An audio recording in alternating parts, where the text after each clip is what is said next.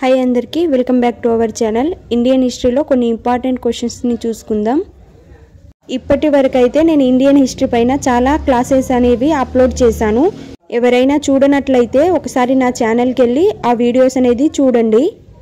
మీకు కనుక నా ఛానల్ నచ్చినట్లయితే ఒక లైక్ ఇచ్చి సబ్స్క్రైబ్ చేసుకోండి. చలో ఫస్ట్ క్వశ్చన్ వచ్చేసి, విజయనగర సామ్రాజ్యం యొక్క ఏ రాజు కాలంలో పోర్చుగీసు యాత్రికుడు డొమింగో ఫేస్ వచ్చాడు? ఆప్షన్స్లు వచ్చేసి ఆప్షన్ ఏ వచ్చేసి హరిహర 1, బి వచ్చేసి కృష్ణదేవరాయలు, సి వచ్చేసి అచ్యుత దేవరాయ, డి వచ్చేసి దేవరాయ 2. రైట్ ఆన్సర్ వచ్చేసి ఆప్షన్ బి అండి, కృష్ణదేవరాయ. కృష్ణదేవరాయ కాలంలో డొమింగో ఫేస్ మరియు బార్బోసా వంటి పోర్చుగీసు యాత్రికులు విజయనగర సామ్రాజ్యాన్ని సందర్శించడం జరిగింది. నెక్స్ట్ క్వశ్చన్ చూసుకుందాం.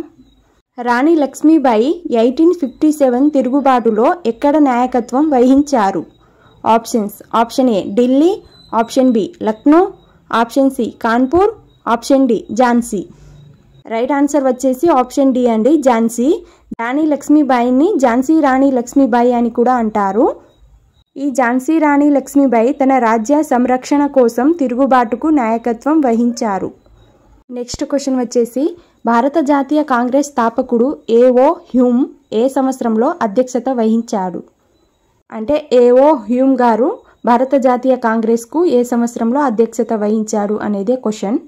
Options 1885, option B 1887, option C 1886, option D అతను ఎప్పుడూ అధ్యక్షత వహించలేదు. రైట్ ఆన్సర్ వచ్చేసి ఆప్షన్ ఏ అండి, 1885. ఏఓ హ్యూమ్ భారత జాతీయ కాంగ్రెస్ వ్యవస్థాపకుడు, కానీ అతను ఏ సమావేశానికి అధ్యక్షత వహించలేదు. ఏఓ హ్యూమ్ గారు ఎప్పుడు అధ్యక్షత వహించలేదు, కానీ అతను 1885లో వ్యవస్థాపకుడుగా ఉన్నాడు. నెక్స్ట్ క్వశ్చన్ వచ్చేసి, ఏ చట్టం ద్వారా భారతదేశం యొక్క రాజ్యాంగ పరిషత్తును ఏర్పాటు చేశారు? ఆప్షన్స్ ఆప్షన్ ఏ భారత ప్రభుత్వ చట్టం 1935, Simon commission report 1928, option C Cripps mission 1942, option D cabinet mission plan 1946. Right answer వచ్చేసి ఆప్షన్ డి అండి, క్యాబినెట్ మిషన్ ప్లాన్ 1946. ఈ క్యాబినెట్ మిషన్ ప్లాన్ ద్వారా భారతదేశం యొక్క రాజ్యాంగ పరిషత్తును ఏర్పాటు చేశారు. నెక్స్ట్ క్వశ్చన్, చైనా యాంత్రికుడు యువాన్ చాంగ్, హ్యుయాన్సాంగ్ అని కూడా అంటారు, తన రచనలలో ఏ ప్రసిద్ధి నలంద విశ్వవిద్యాలయాన్ని వివరించాడు? ఆప్షన్స్ ఆప్షన్ ఏ నలంద విశ్వవిద్యాలయం, ఆప్షన్ బి తక్షశిల విశ్వవిద్యాలయం, ఆప్షన్ సి విక్రమశీల విశ్వవిద్యాలయం, ఆప్షన్ డి వల్లభి విశ్వవిద్యాలయం. రైట్ ఆన్సర్ వచ్చేసి ఆప్షన్ ఏ అండి, నలంద విశ్వవిద్యాలయం.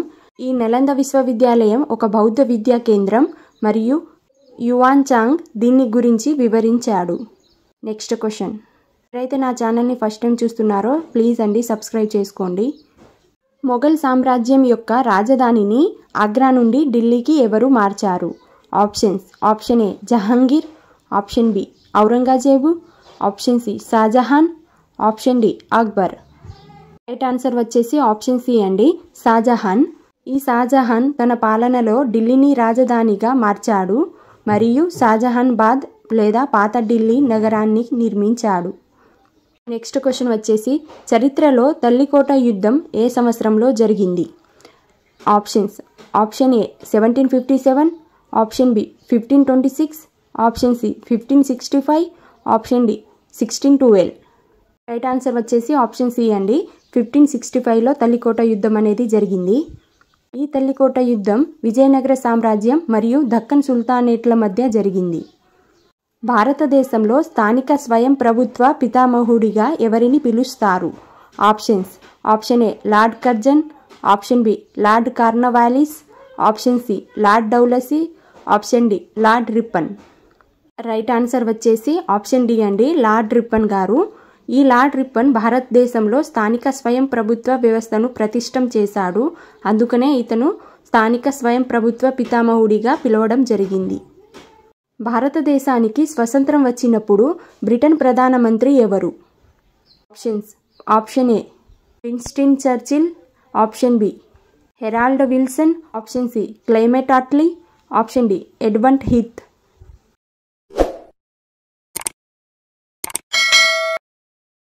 రైట్ ఆన్సర్ వచ్చేసి ఆప్షన్ సి అండి, క్లెమెంట్ అట్లీ. 1947లో భారతదేశానికి స్వాతంత్రం వచ్చినప్పుడు క్లెమెంట్ అట్లీ బ్రిటన్ ప్రధానమంత్రిగా ఉన్నారు.